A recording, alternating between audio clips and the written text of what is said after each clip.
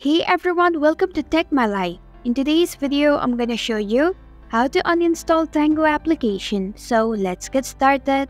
First, launch Open Play Store on your mobile device. In the search bar, type in Tango and perform your search.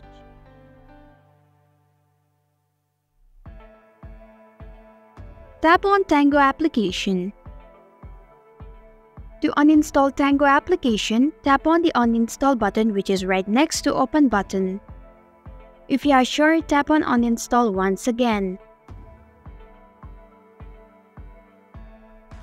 And this is how you can uninstall Tango application.